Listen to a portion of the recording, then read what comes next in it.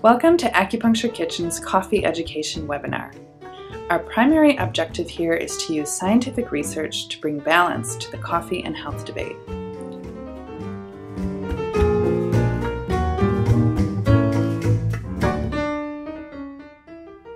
I'm Amanda Bilecki. I'm Kaylee C. And I'm Tamara Rowe. We are acupuncturists at Acupuncture Kitchen. As healthcare practitioners, we are frequently asked by our patients what we think about coffee. We've scoured the medical journals and we want to share findings with you to provide you with the most informed opinion on the subject.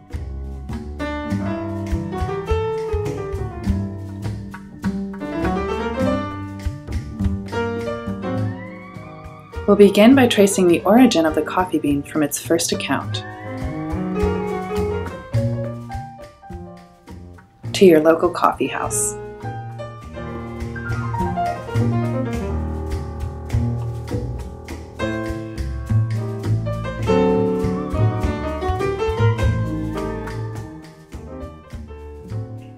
The coffee plant was first cultivated in Kaffa, an Ethiopian region of Africa.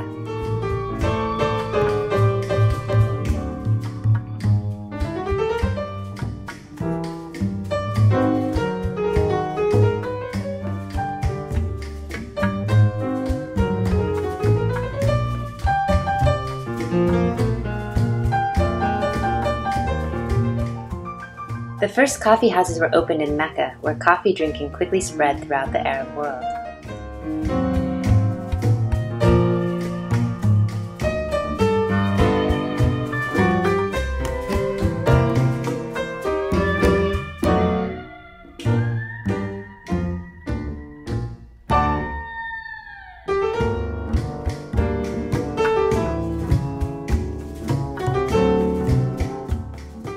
Venetian traders first brought coffee to Europe in 1615, where the first coffee house, or café, opened in Venice.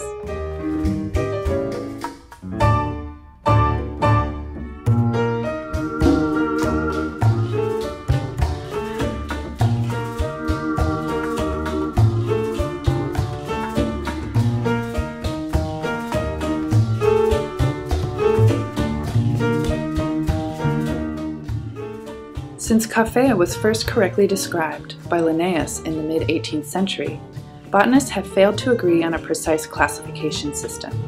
There are probably at least 25 major species, all indigenous to tropical Africa and certain islands in the Indian Ocean. All species of coffea are woody, but they range from small shrubs to large trees over 10 meters tall. The leaves can be yellowish, dark green, bronze, or tinged with purple.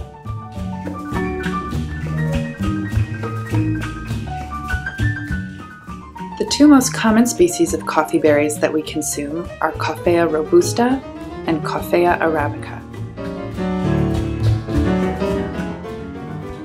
Coffee belongs to the botanical family Rubiaceae, which has over 6,000 species.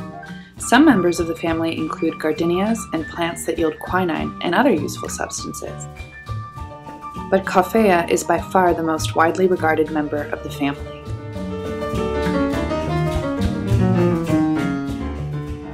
An average-sized cup, 150 milliliters, of ground roasted coffee contains about 85 milligrams of caffeine. Caffeine is the most widely consumed substance in the world. Because coffee is one of the most popular habitual beverages, coffee is one of people's major sources of dietary antioxidants.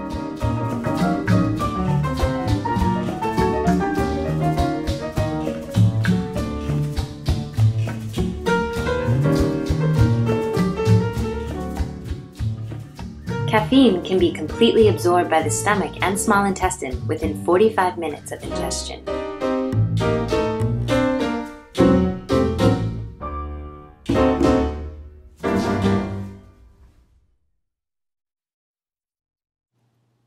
Because of these two things, it's of the utmost importance to understand how coffee affects you and your specific health needs.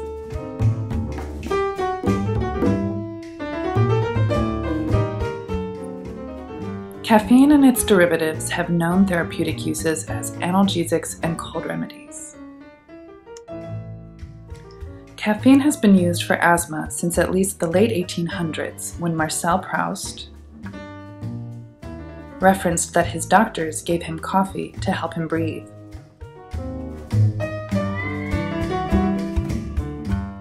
In a study of over 72,000 people, risk of asthma fell by 28% when 3 or more cups of coffee were drunk every day.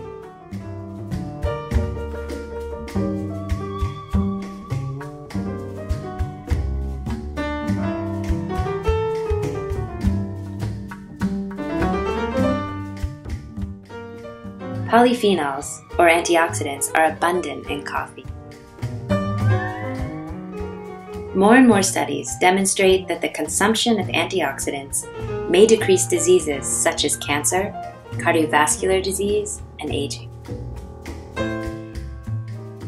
In addition to contributing to flavor and health properties, polyphenols are used in a plant's defense system, just like they're used in our defense system to protect against environmental factors such as UV radiation and pathogens.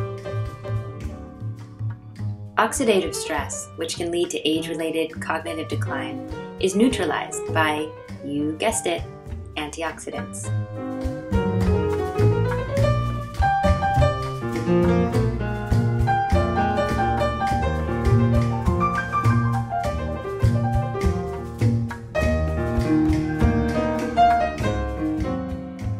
The NIH has reported that increased coffee consumption is associated with a slower progression of fibrogenesis, which is the replacement of functional tissue with scar tissue in patients with chronic liver disease.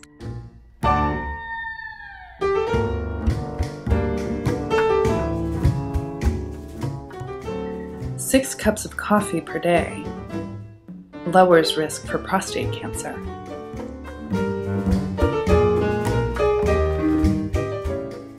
Chlorogenic acid and its ester, caffeic acid, are phenolic antioxidants found in Chinese herbs and are especially prevalent in coffee. Chlorogenic acid and caffeic acid are both components that are considered to be among the compounds that reduce the risk of cardiovascular disease and cancer. One study showed combined treatment with cisplatin and commercially brewed coffee significantly increased the anti-cancer effect over either agent alone.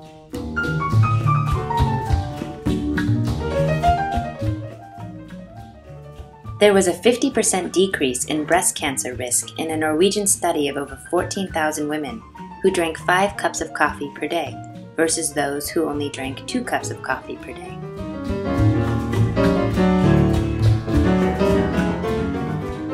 Premenopausal women with BRCA1 or BRCA2 mutation who drank more than 6 cups of coffee per day experienced a 70% reduction in risk of breast cancer.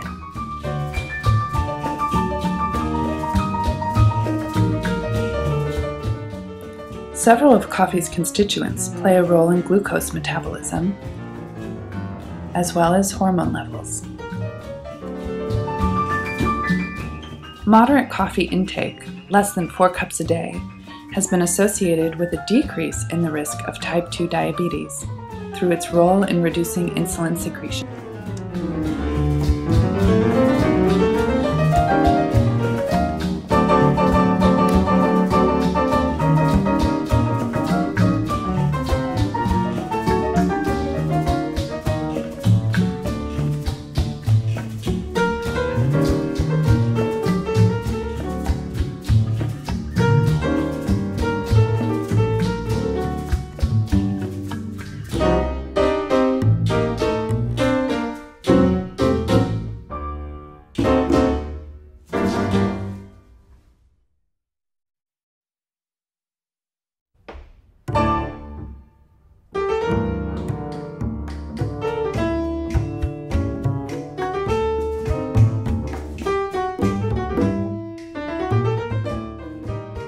We'd like to dispel a myth.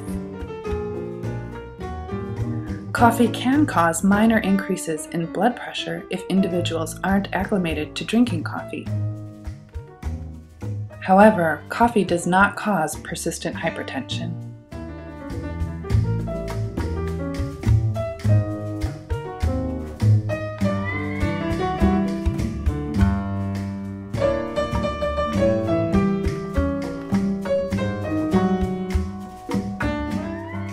Some research shows that coffee drinkers have a lowered risk of dementia and Alzheimer's disease later in life compared with those drinking little to no coffee.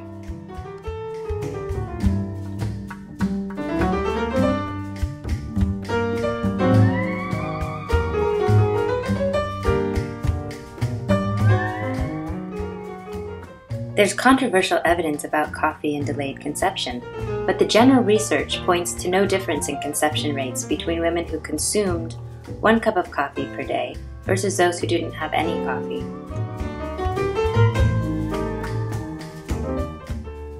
One study shows that caffeine may decrease the contractions of the fallopian tubes, possibly inhibiting conception.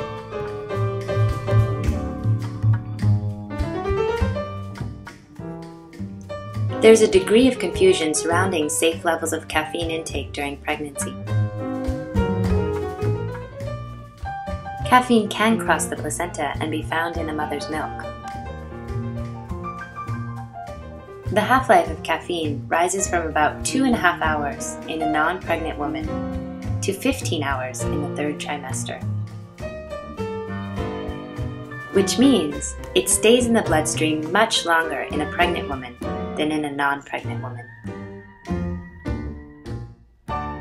Another notable fact is that caffeine consumption of 2 to 3 cups of coffee per day during pregnancy has been associated with increasing the risk of spontaneous abortions with known chromosomal abnormalities.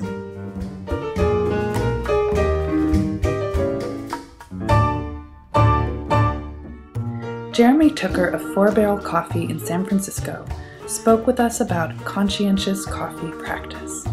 In order to get all the medicinal qualities we're talking about, he points out that it's important to know each aspect of bean-to-cup production to avoid consumption of things like pesticides, which would of course undo all the good benefits of coffee.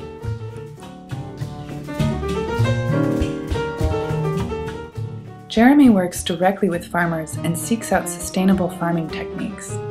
He brings a hand grinder to serve the final product on site so that the farmers can actually sample the finished product that gets served thousands of miles away.